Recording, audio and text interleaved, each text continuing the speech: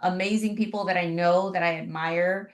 I get, the opportunity to talk to them from time to time and have conversation. And I'm like, it'd be really awesome if I'm able to have those same conversations, but have them in a place, in a space where everybody can benefit from, their greatness, the things that they contribute to my life and that they contribute to others, but in this awesome space. So Wealth and Leadership Wednesdays is back. We're doing it once a month, maybe sometimes twice, but once a month at least, and really focusing on bringing like powerful, uh, and like super, like just impactful individuals into this space. Now, our guest, and I'm going to introduce now. His name is Courtland Warren, and I'll give you a little history. I don't know if we can pull up the video real quick, Meg. I found this as I was prepping for this meeting, but if we can see it, look at that. This is just a little history of Mr. Warren and I, at least what I have on camera. I've known him for over 10 years. And just after I met him the first time, I said, we're going to be friends. And look at that, right? Like what you think you create over the years. I've had the pleasure of having him come into some of the rooms. We've had long conversations. He's coached me. We've had fun conversations. We just have developed this incredible friendship. You can turn it off now, Meg. But I've known him again for over a decade. We've developed this beautiful friendship. I admire him so much. I am one of his biggest fans. Why? He's been a coach and speaker for over 20 years. He has literally individually coached I'm going to say over 100,000 individuals in the last 20 years who have had a direct experience with him. He is recently, one of his biggest highlights right now is just that he was recently featured in the August magazine of Success magazine, and not just like a one pager, it was like 8 pages of like the center. I was like, wow, that's my friend. Yeah. So recently featured on Success magazine. You can pick that up and you can read all about him. But all that being said, he's a heart-led leader, and he's just a genius with his words and his ability to zone in and connect with individuals and really move you. Some of us are a little stubborn. I won't say who in this room, but some of us are really like stubborn and we like things our way and we're strong-willed. And this gentleman knows how to just soften that edge, and just like really being able to help move people in the direction of their goals and their dreams. So with all that being said, my amazing friend, Mr. Courtland Warren, welcome. Hey Rosie, how you doing? Doing great. It's good to see you. It's good also to see some familiar faces. Claudia, it's great to see you too. Lupe, and there's Brent. And so I won't just start going through names. However, it is great to see some familiar faces and get to know some new people. So Rosie, thank you so much for the opportunity to be here and to share a little bit. So what are we going to do though? That's the thing, Rosie. What are we talking about today? Oh, we just, just how we always do. We just kind of talk, and then it just goes into a really good space. But I get it. one of the things that just is in my mind, for me, it's already the third quarter, right? September, Mhm. but October, November, December. I'm already into the end of the year. And I know that last year, there was a huge cut, in the market, in terms of the number of transactions. And so that affected a lot of people, obviously, because there were less transactions to be had. Um, when that happens, I know for myself back in 08, 09, I was just beating myself up. I was thinking, what the heck is wrong with me? How come like we're losing money? How come like we're not out there crushing it like we were? What am I doing wrong? And so I think that happens to a lot of people where you start kind of trying to figure out like, okay, what's happening right now and how can I move forward? How can I propel, forward Mhm. and break out of, this space? And sometimes it's business, sometimes it's personal too. You've got stuff going on Mhm. in life. But going into 2026, again, this is where my mind already is, and already planning for. Going into 2026, I just want to talk to you because you've worked with, thousands and thousands of individuals, and, what do you do like when you come across individuals? Can you just give us the answer and then we'll be done for the day? I think I understand what you're saying, and there are and to those of you who don't know, Rosie and I have this relationship where I can just I'm sure it's okay to just jump in and kind of coach a little bit, right? Because there are definitely some things that you said, and I'm a language person, you know, and I believe that the first technology is words. Okay, it is without question, in my mind at least, the most powerful skill is to be able to use your words to influence another person's behavior. It is you're doing that in real estate, whether you recognize it or not. You're using your words to influence someone else saying yes. Or whether you recognize it or not, it's a lot of times your words that are influencing someone saying no. So without question, the most valuable skill is the skill of being able to use your words, the first technology, to be able to use your words and influence behavior. So with that as a backdrop, there are a couple of things that you mentioned, Rosie, when you said, this time last year, there was a drop in the market, and I noticed also where you took it. One of the things that you mentioned was that, you started beating yourself up. You were hard on yourself. What am I doing wrong? And though there is some level of responsibility in that, it is also the case that highly successful people, high achievers, one of the things that they do differently than most is they create a result, but they recognize that they are not their result. That's a big difference. And so one of the things that I would caution this group on is to ensure that your identity is not attached to your results, because that's too volatile, right? It's way too volatile. And there are a lot of things as it relates to a market or an economy that you don't actually directly control. So we want to make sure that your identity, your self-identity, is not attached to the results that you create. Because if it is, and when it is, then when there's a drop or when things are not where you want them to be, then you start to take it personally. You internalize it. One thing we know for sure, right, is that business is cyclical, right? There are seasons to it. So, for example, after spring, Rosie, comes what? Summer. Summer. So that's not a trick question. It's not a trick question, okay? And after summer comes, Fall. and after fall comes, Winter. and after winter comes, Spring. spring, right? And then we're back to, so what I'm getting at is that it's cyclical, okay? So if we know that it is cyclical, then we don't take it personal. We don't take it personally when winter comes. And winter can arrive in your business, in your relationships. It could be the time of winter, and when winter comes, we want to ensure that we've done the work that we could do in the spring and summer.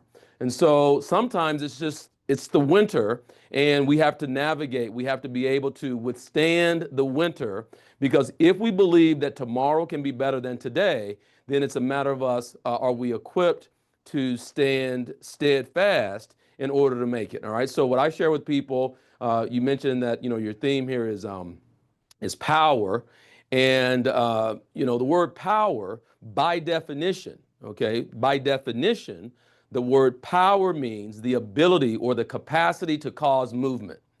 That's what power is, the ability or the capacity to cause movement. So if I say that Rosie is a powerful person, then what I am saying is I have witnessed or I have experienced Rosie causes something to move. All right. So when you say, so I would say be careful about that title that you give someone, particularly someone who hasn't earned it. Right? Power is the ability to cause movement. So to be powerful, that means that something was at point A and you got it to point B. Well, that's a person going from a no to a yes. Well, that's your bank account going from zero to millions, whatever it is in the area where you're looking to have it be different than it was before you got there. It's a display of power. And so powerful people recognize that it's cyclical, and they don't take it personally, right? They don't take it personally. They recognize that they create the result, but they are not their result. That was a really long answer to the question of what do I do when I see people, but you just left it open like that, Rosie. Yeah. No, you know what? And that's a really good point, Cortland, because that did happen to me where Mm, again, back in '08, I was, my identity was connected to what I was experiencing in business. And I was feeling mm-hmm, like the failures in business meant that I was a failure.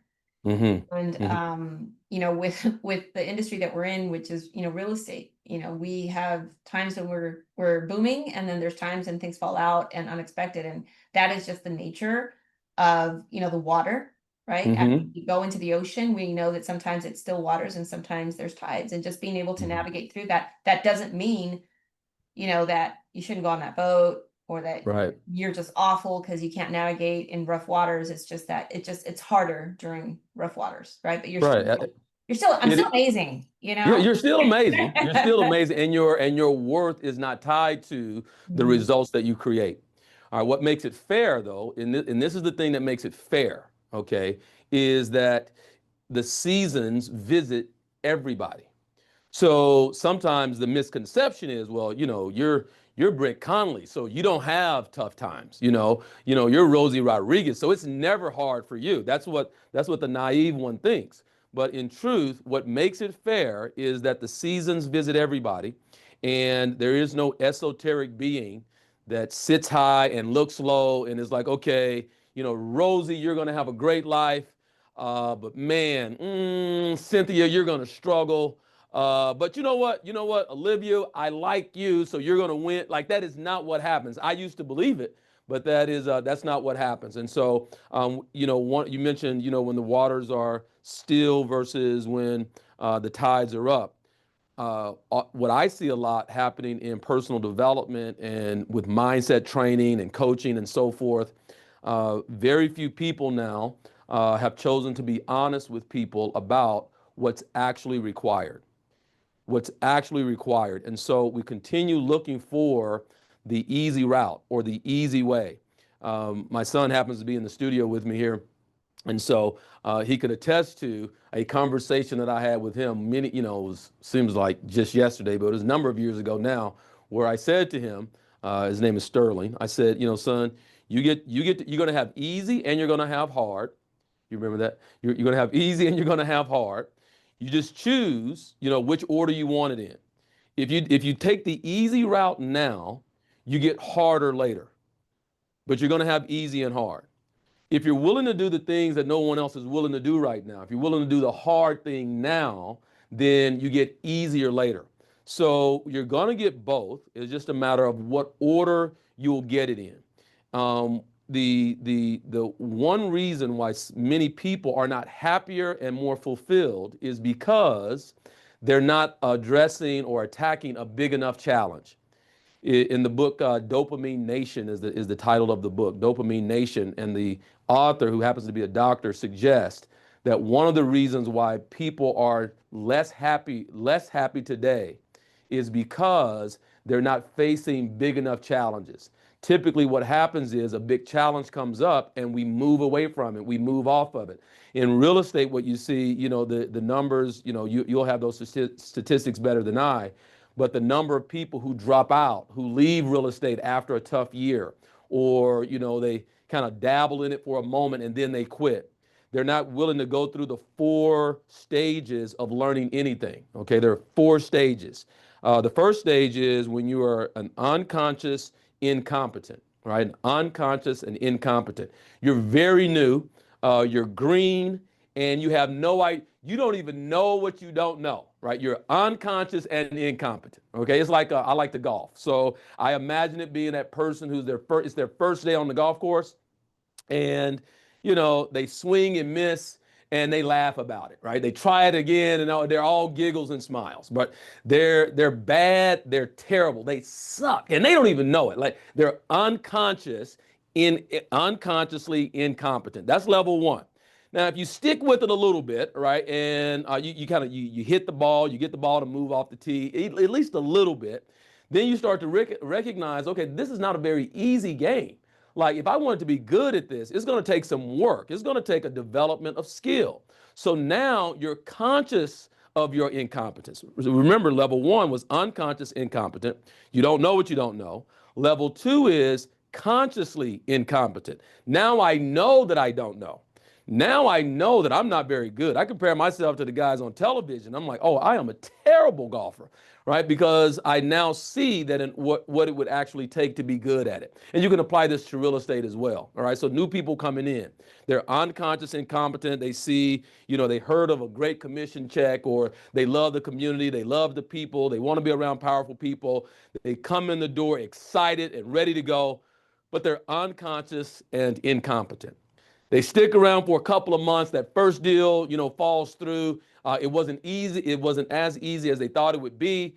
And then they recognize that if I'm actually going to do this, I'm going to have to treat it like a business. Like this was actually work. So now they're competent, or they're conscious incompetent. They know that they don't know.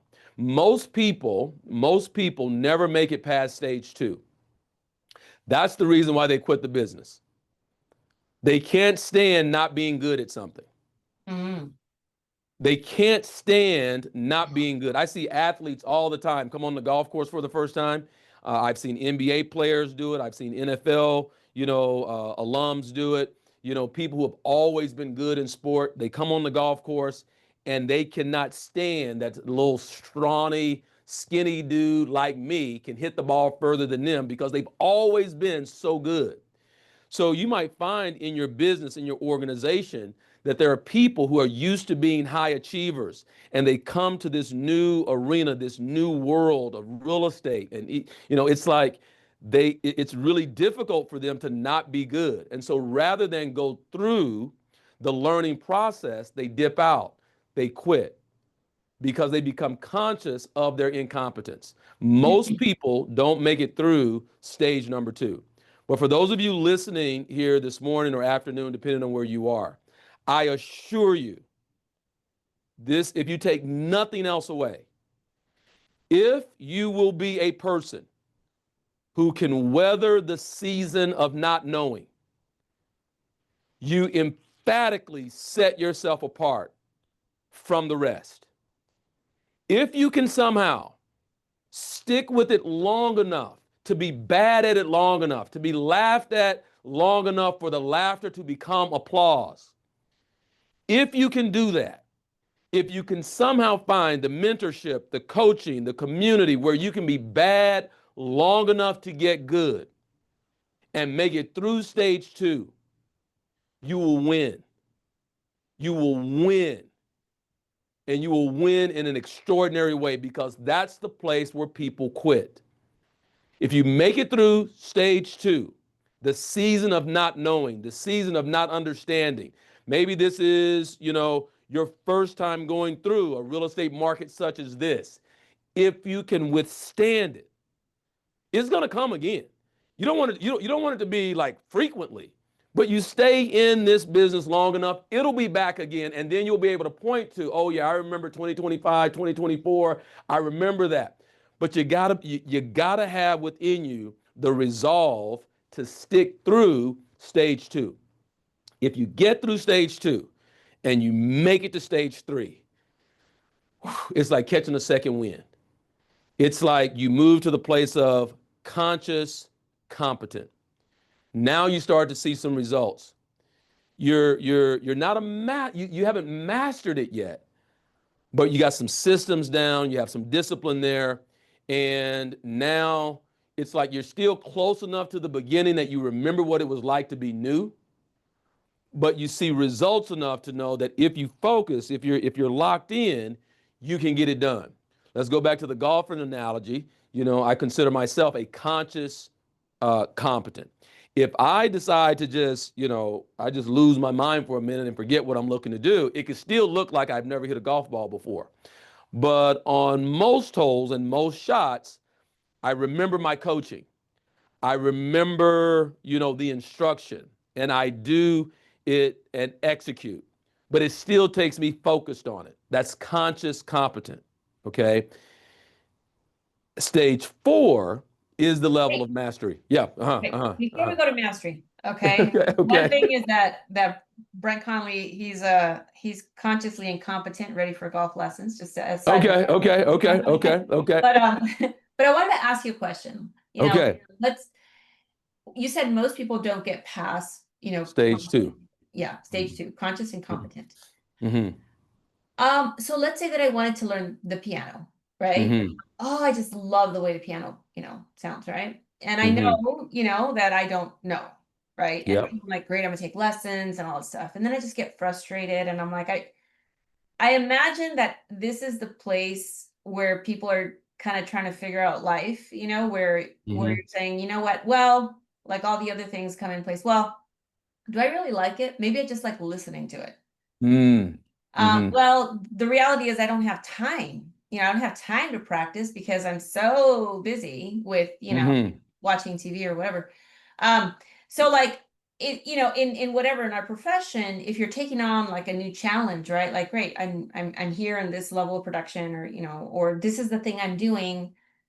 Um, is it here in two and even in three, Mm-hmm. stage three, where you're consciously competent yet not achieving, that level that you're wanting to, and that translates Mm-hmm. to financial, liberty or whatever. Mm-hmm. Is this where you start hearing all those voices in your head? And how do you know Yes. that they're voices versus, yeah, I really don't like playing piano, so Okay. yeah. So the word is remyelination. Okay. Remyelination. So what we're talking about here, what you're talking about, right, is that the how does it how do I no, no, I want to go back to here. Put me back on this camera right here. Yeah. So so remyelination, okay? So what you're talking about is once you get to a certain place.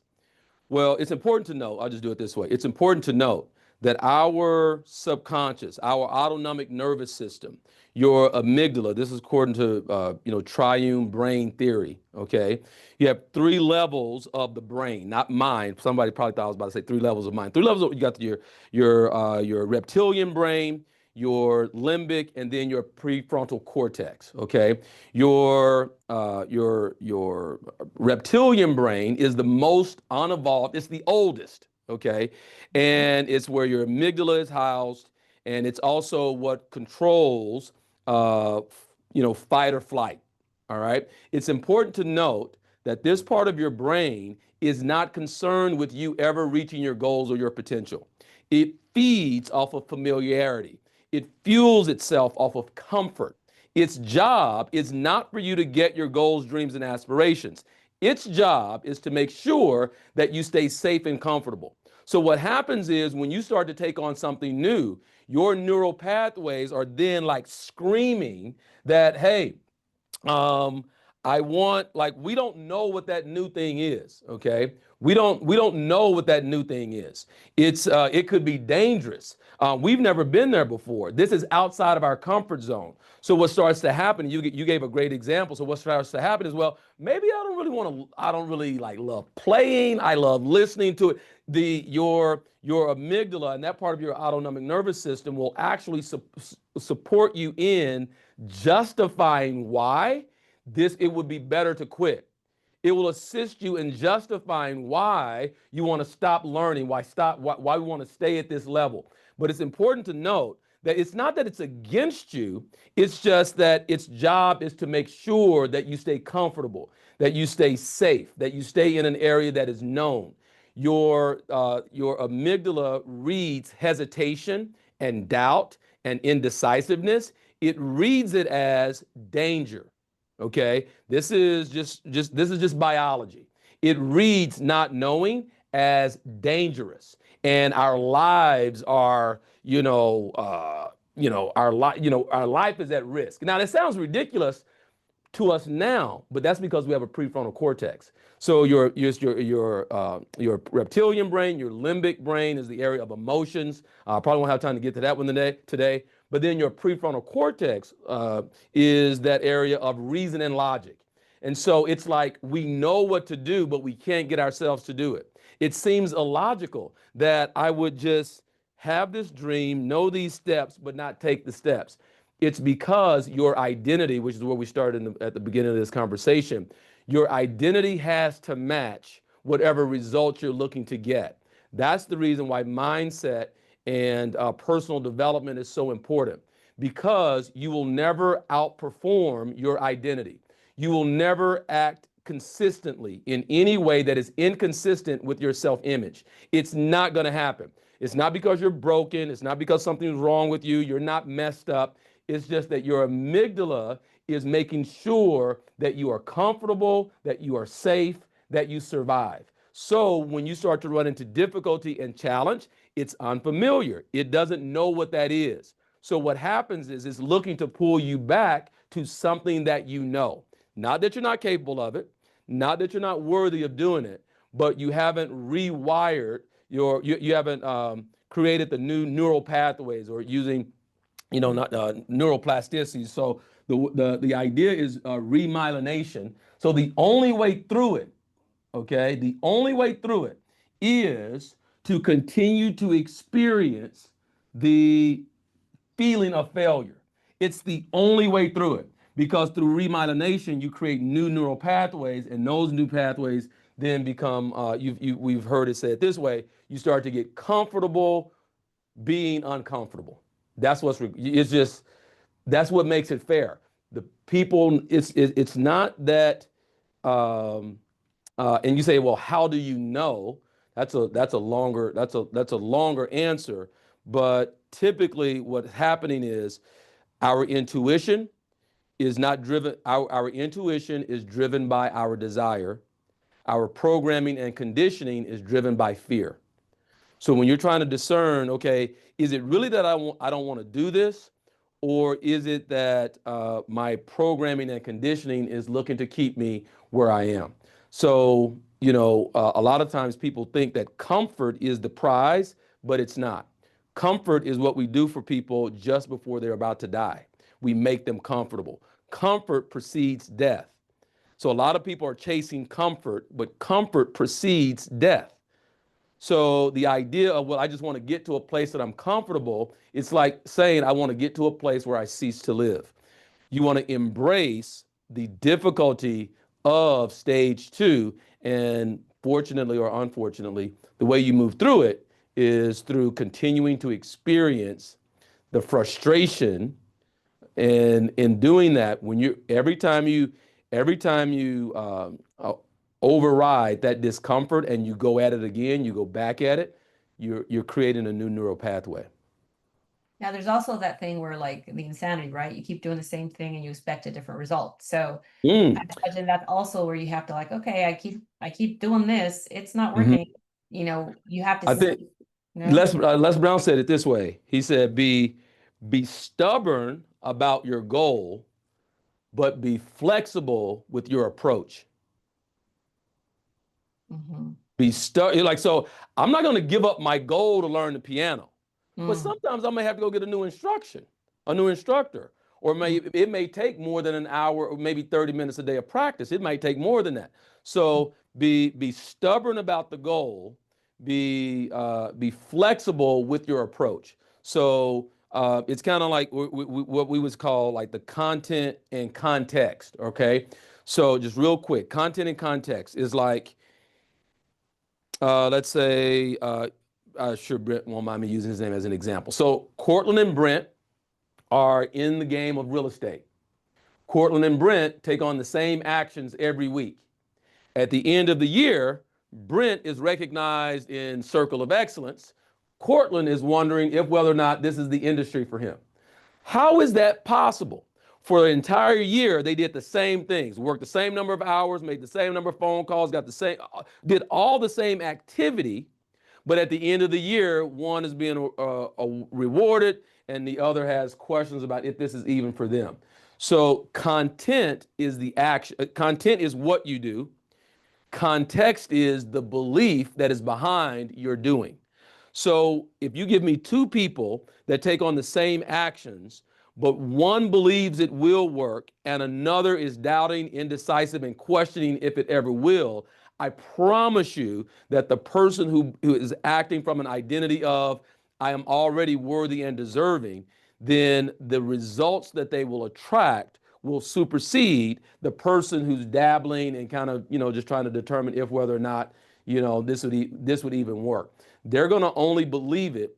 So you got two types of people. You got people that live their life and people that lead their life. People that live their Whoa, life, whoa, whoa. Say that again. yeah, people that live their life and people that lead their life. Two different types of people.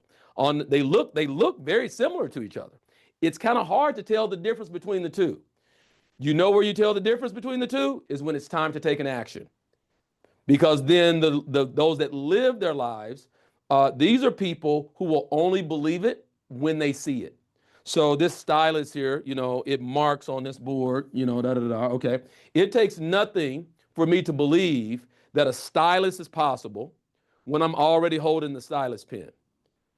Think about it. What would it actually take for me to believe this was possible when I'm already holding it? Okay, now, so if I live my life, then my circumstances dictate my mood. My circumstances and my current reality dictate the actions that I take. I'll only work if I feel like it. I will only stay committed to my practice if I'm in the mood to do so. And you know what, Rosie, it all sounds great, but it's because you got the EXP earlier than I did. It'll work for you. It won't work. Like I'm too late to the game. Like these people, those that live their life, and there's nothing wrong with it, it's just a choice that they're making. When you live your life, then you will believe it when you see it. Those that lead their life, they don't consult their past, they don't consult their current reality to determine what they desire and what they desire to create. Okay, so a person that leads their life is more solutions oriented, right? And they allow their desires and their dreams to propel them. So a person that lives their life always reliant on the mood that they're in. And so if I'm not in the mood, I can't take a no today, I don't want to hear a no today, whatever, I'm not in the mood for it, whatever. And they got all the reasons why they're not taking the action. Okay, that's a person that's just living their life. It's day to day, it's okay, and it feels kind of comfortable. A person that leads their life is propelled by the desire for what they want to create.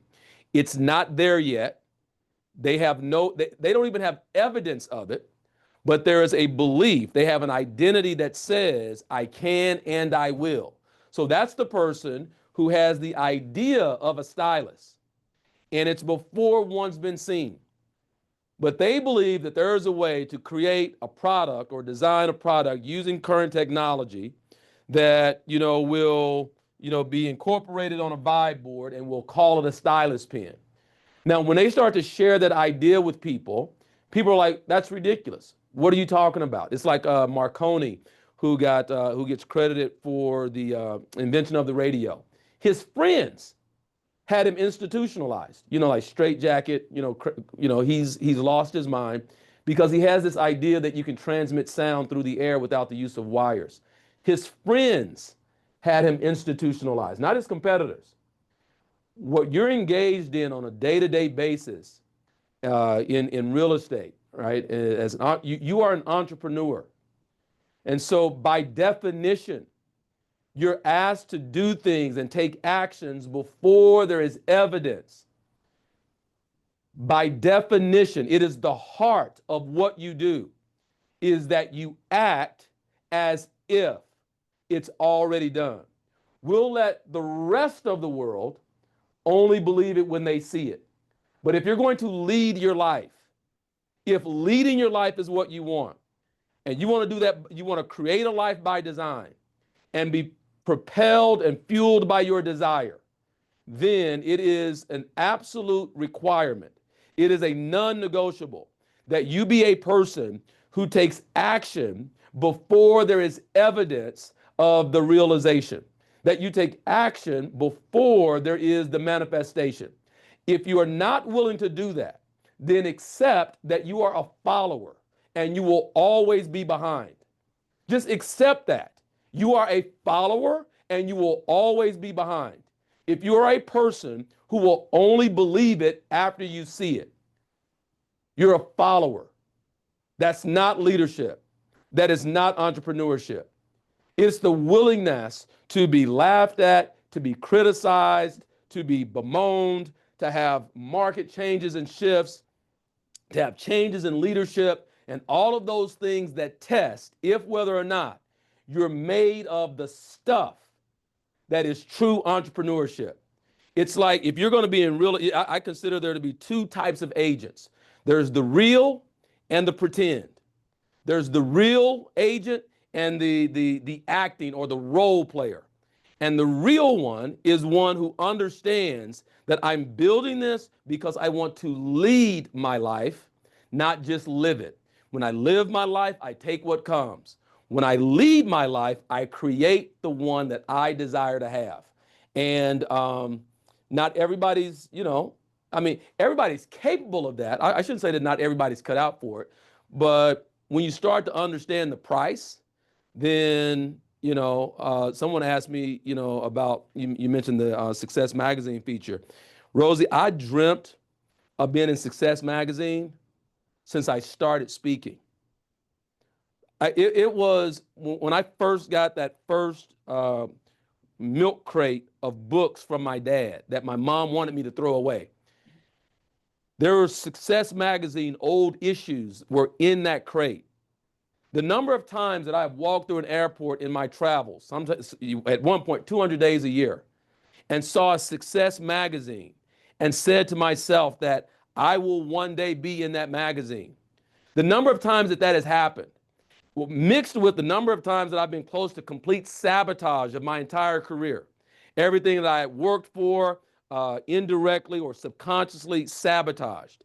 The number of times that I have said I was going to do that, starting from where I started, on the wrong side of the tracks in little Idabel, Oklahoma. There was nothing in my life that suggested that that will one day come to pass. There was no evidence in my life that that would ever be. There was no reason for me to believe that. When I first picked up a Success Magazine out of that milk crate in the 10th grade, and I saw it and said to myself, one day I will be in this magazine. There was no evidence of that. Is that making sense? There was no reason for me to believe that. There was nothing there that suggested one day this will happen for you. Nothing. But that's how you create a life by design. That's how you lead a life versus live a life. And so each person here listening, there's action that you know to take today. There's movement that you can make today and have it be a display of your personal power. And when you go do it, you don't do it so that you feel worthy. You don't go take that action today so that you feel good enough. You go take the action because you already are. And this is what a person who leads their life would do. A person who leads their life would go out and keep the promises that they've made to themselves. A person who leads their life will go out and take the actions and not consult the mood that they're in. A person who leads their life will go out and do the things that other people won't do. Because one of the prices that you must pay to have an extraordinary life is you must give up a reliance on the opinions of average people. You got to be willing to sacrifice the opinions of average, mediocre people if you're going to live a life of high achievement. So consider what are those actions that you could take today in respect to your business.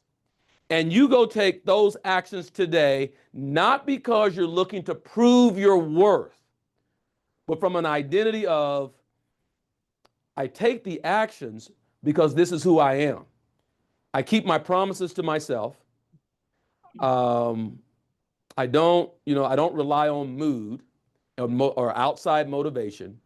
I'm in the process of creating a life by my own design, and I won't be led to remain in a place of comfort by my conditioning and programming, which is designed to keep me where I am. I appreciate that it does its job, but I want something more, and this is the path to creating it. So whatever that action is, you go do it today, right? You go do, I met Rosie and Claudia, Lupe, when I was working for a seminar company, and I was there for over 20 years. Over 20 years. I was a big fish in a small pond. I was pretty popular. People knew me. They knew when I was coming to town. They knew when I was going to be facilitating the class. It felt good, but I also knew that it wasn't my life by design.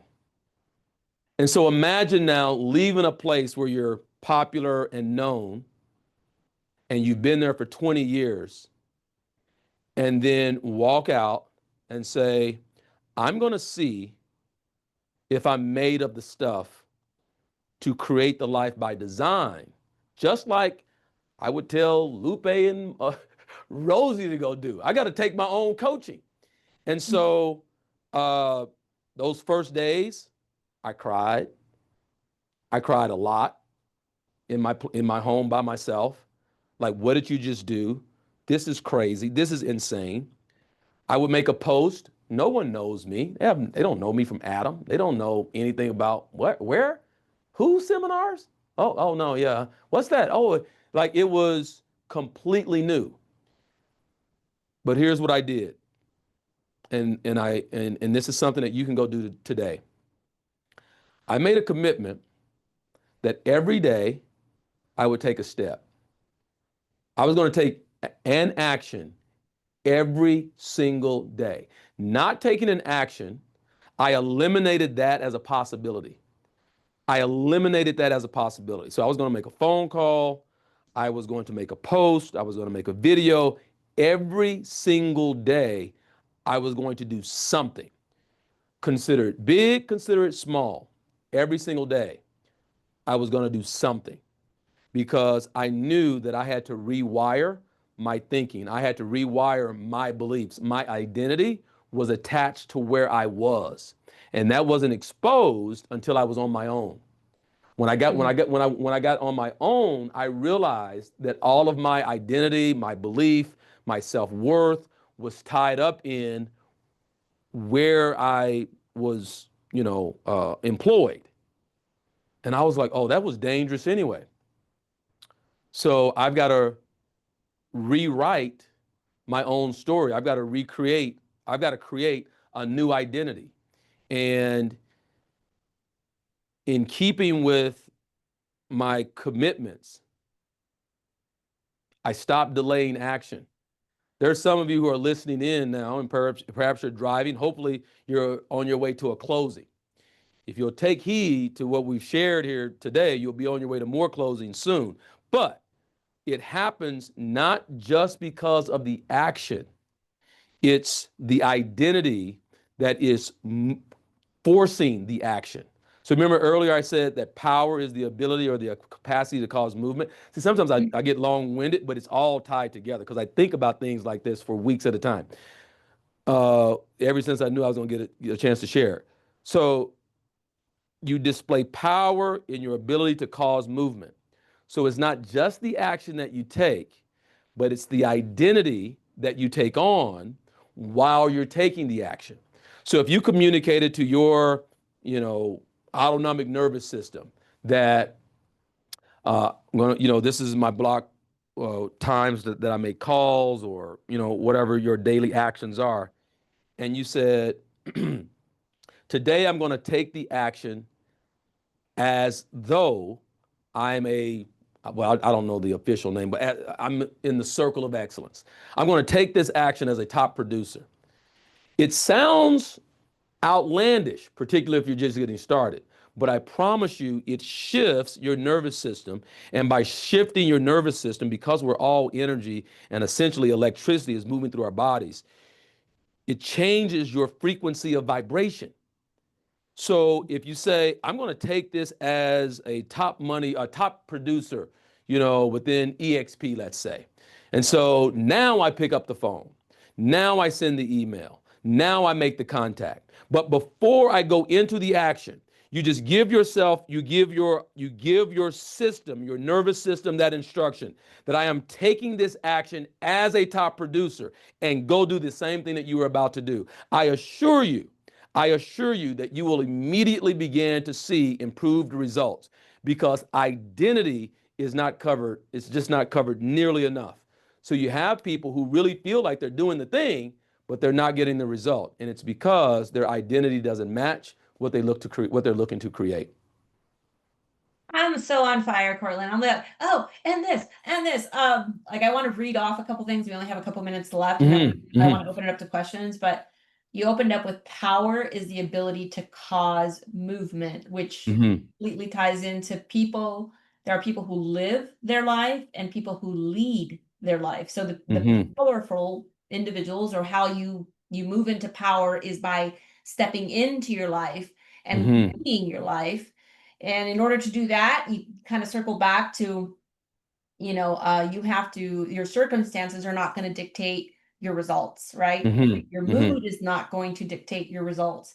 I believe a couple of tools that I wrote down is like vision, right? What keeps me connected to moving forward is that, great, we had a bad day. However, this is where I know that I'm going. I have a clear vision. And be willing to be flexible. So that involves a lot of creativity. Okay, fine. There's a roadblock here. What's the way around it? How can I make it work? And underneath all that, you got to have purpose. Right? There's got to be a reason why this lit your fire, right? Why did this come to you? By the way, if it comes to you, it's because it is for you, right? Correct. I do not dream of, being a landscape design artist. That is not my dream. It is not something that, God has put in my heart. And so whatever it is that comes to you, it is because it is for you. And then finally, giving up, which is great. Giving up allowing you to receive advice The or opinions, the from opinions and average approval. people, That's part from of that's average, your tuition. right? Yeah, that's your tuition. Because look, and I'll tell you this, like I have found one of the understated gifts in life is really when you talk or surround yourself, with people who believe in your vision, right? It's not like what average, not average, whatever it is. Because it could be a completely average person, yet they see and believe your vision. They see like where you're going, and they're like encouragers. They're like little angels, right? I think those little gifts, that's one of the most powerful tools in my life that I could say, like having, being friends with you. You Yeah. say great things. I'm like, oh, it does something. It does. What I find is a big tell between the two types of people. The short answer is like people who have achieved will encourage you to start now from where you are. People who haven't will tell you about all of the things you need before you get started. They will go through, you need this, you need that. Before you're going to shoot video, you need this type of microphone, you need this type of monitor, you need this type of this. But people who have actually achieved great things, they'll say, you don't have all those things? Great. Take out your phone, record it right there. Like, I had none of the you gotta haves when I got started. So what I have found to be the big difference is those who have excelled and the ones you want to surround yourself with, for them, starting immediately is like speed of implementation is a secret weapon. They will go out, they will hear something today, and they will implement today. So you want to set yourself apart, take something that you heard today and implement today. Speed of implementation. Whereas many people are like, oh, okay, I'm getting ready to get ready. The late Bob Proctor said it this way. He said, so many people get stopped at the start. They just never get going because, I gotta, I don't know, requalify, certify, whatever it is. But high achievers will say, start from where you are, start now. Good. So good. So good. And I think on the other side of that is really fear. When you think about and you break apart fear, it's just like, okay, well, I'm going to fail. And did you die? Right? No, like the only thing that maybe, hurt or, is your ego, but who cares? My little personal motto is just like, if you're not going to be, at my deathbed or my funeral, you know, You know what you're gonna get? You're gonna get you're gonna get that little blue hands, and they might be yellow or little black hands. Like Right. you'll get it's like thoughts and prayers. That's all Yeah. that's gonna happen. You spend all this time being Right. liked by people, and then you die. They are not taking a day off work to attend the Yep. funeral. They for Right. sure have a vacation plan that's not happening. But in the comment section, it'll say you'll get this little thoughts You're and gonna get prayers. emoji. You Yes. get that little praying hand emoji. You Yeah. did all of that for a praying hands emoji? Right. Come on now. Come on now. Right. Anyway, all right. So we have only 5 minutes left, and Okay. Okay. if anybody you want to raise your hand down at the bottom, if you have a question for him, I do. yes. I just want to say, Cortland, I Hey, miss Claudia. you. I love you. I really when you were talking about my elimination, that is a Uh-huh. brand new word to me from you. Yep. And that's Okay. kind of Okay. like a deeper level of subconscious to Mm-hmm. keep us, Mm-hmm. you know, our program. I love thank you for sharing the comfort besides death, because that Yeah. is freaking like bam in your face. Mhm. Sorry, I don't want to fucking die. I want to keep moving. I want to keep living. So that Mhm. was a very, very powerful tool. I do not want to be comfortable. And thank you for the action every single day. And it was just great seeing you and hearing you and just being in the same, you know, place with you. I miss you Orbit. a lot. Thank you. I love you to death. love you I love too. you to death. Thank you. Thank Thank you. you, Rosie, for Thank this. Thank you. Good share. Thank you. Lots of passion in that share. Anybody else, question or comment? We got a couple of minutes left, and this is your moment. I have a question. My hand is up, if that's Yeah. okay. What's Yes. up? Is it Let's see. Naomi, Nikki, you know I Naomi. can't miss you. I was like, yes, I'm sitting in. And what's going on? How you doing? Good. So I have Good. a question. First of Okay. all, thank you, Rosie, for having Cortland, and thank you, Cortland. Everything you said is just really powerful. And my question is really in regards to business and mindset. What I love about what you said is that I'm definitely transitioning from a season in which my identity was so attached to my achievements and what I Mhm. said, you know, what I accomplished. And at that time, I didn't have a problem. If I dreamt it, it was happening. I didn't have a problem with that. And Mhm. now I am in a season of my life as a business owner where I feel like I do not want I want to do things differently. I want to show up differently. I don't want my success to be attached to external validation. And so I'm in Mhm. this space where it feels very uncharted for me because Yep. I'm not looking outside of myself for answers.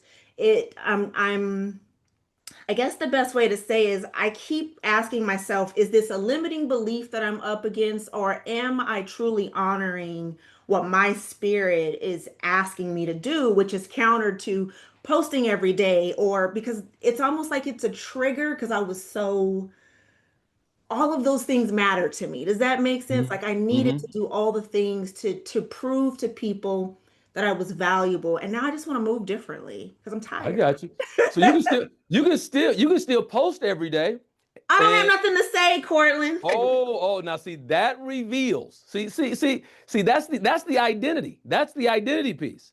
Right. So right now it's like, well, I'm just gonna move differently. But if underneath that, it's really the belief of I don't have nothing to say. That's the identity that is driving the action or inaction. That belief that I don't have anything to say. So I tell myself I have something. I got you. Okay. You see what I'm saying? So now because you could find yourself now posting, and you're posting completely differently than you did when you were performing. Yes. It's different when it was a performance. It's very performative. I gotta post every day because Yes. this is what the script says, so I have to post every single day, right? That's very performative. But from a place of this new identity, I have something to say. Posting daily will be because, like in scripture, it says, my sheep hear my voice and they follow me. It's like, so it's not, it doesn't say all the sheep follow me. It just says my sheep hear my voice. Yeah. So it's about, okay, how do I make my voice clear so that those who are drawn to my message can find me?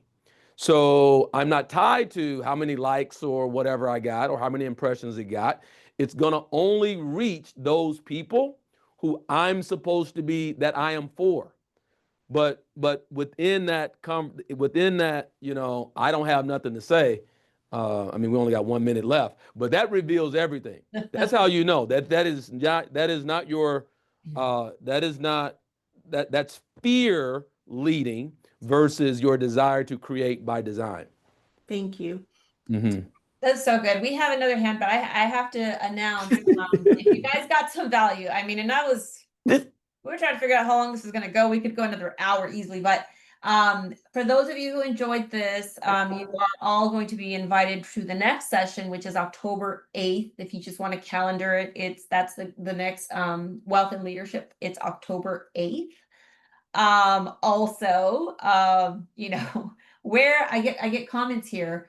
Where can we get more Cortland? Cortland, you and I are gonna have to talk off camera. Okay. You know, I always love hanging out with you, and you know, now all of my friends want to hang out with you too. So we would love to invite you back. Stay tuned. We'll give you a future date. And then also, I know a lot of you guys here may or may not have already gotten your invitation to go to Miami. So we're going to Miami for EXPCon. Wow. Yes, we have a big old yacht. I don't know, maybe you're gonna be there, Cortland. And we, you know. Wow. Wow. And also there's just gonna be a ton of really incredible value. That's October. What are the dates again? The 19th to 22nd, I think. 19th to 22nd. Yep. What's So up, Will? if you guys don't have your tickets, get What's them. happening? If you guys gotta go, you're free to go. We have one more question. I just want to honor that. I think it was Will. You had a question, right? Yes, yeah. So I had like I had a question, and a lot of it I think revolved around you making that transition, right? And your Mhm. identity not being tied to the old deal. You know, I feel like I'm making a transition as well. And I think my wife touched on it. We talked about the posting. Well, it's one of those things you mentioned when you pass and then people just move on, right? So that's the same way I feel about posting to your audience. If you don't, I post every day, multiple times a day, right? But I feel like if you don't do that, just like when you pass, right, and you work a job, guess what? They fill that job. And it's not that what you said was not important or you didn't play an integral role, but it's just that void, people will fill that void because there's always Correct. somebody else Mm-hmm. standing in line to fill that void. I guess my question is, how do you make more of a lasting impression so that you're not replaceable? It's that's a great question, Will. It's a great question. I'll answer it this way. What I've found to be true is that when I was challenged and I found it very performative, you know, posting daily and so forth, there is some truth to it. It's like if I'm not somebody else, if I'm not in their inbox, somebody else will be. Okay, so yeah, you want to stay front of mind. But what I have found to be true is that I would typically, in building a business, building a personal brand, it was to address my problems. Whether my problem was more money, my problem was I need speaking engagements, my problem being, you know, I need to be recognized. I need the right opportunity. I was focused on the wrong problem. I was focused on the wrong problem. I was focused on the problem that was mine versus the problem that I imagine for the people that I want to influence. So your word, you know, when you talk about impact, right? We could insert the word power right there as well. And so it's where is your attention, even as you're posting, right? So there are a number of times where I've made a post, and it happened just today. It happened today. A lady said, "Man, I needed to hear this today," and I will reply with, "Then it was for you."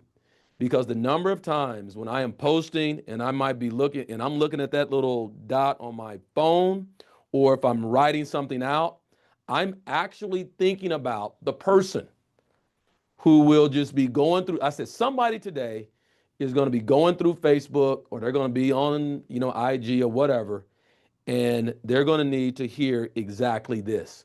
I find it to be more fulfilling when I focused on the problems of the people that I wish to serve than focusing on the problem. You know, it's like one to many versus many to one. Focus more on the problems of the people I desire to serve than the problem that I believe will be solved in my own life if, you know, I'm doing it from a performative basis. Awesome. Thank you so much. So I'm going to end with this quote because I love it. Okay. We started with power is the ability to cause movement. And there are people who live their life and there are people who lead their life. So which one are you going to be? Mm. Going to be people. We'll see you October 8th, and then we'll see you at EXPCon on the 19th. And thank you so much for being here. I hope you found it valuable. I will have a recording up, and I'll send you guys the link in the next day or so. So Perfect. thank you. Thank you. Thank you, Thank you. everybody. Thank you, Cortland. Thank you. Thank you very much. Bye, Bye-bye, everybody. Cortland. Thank you.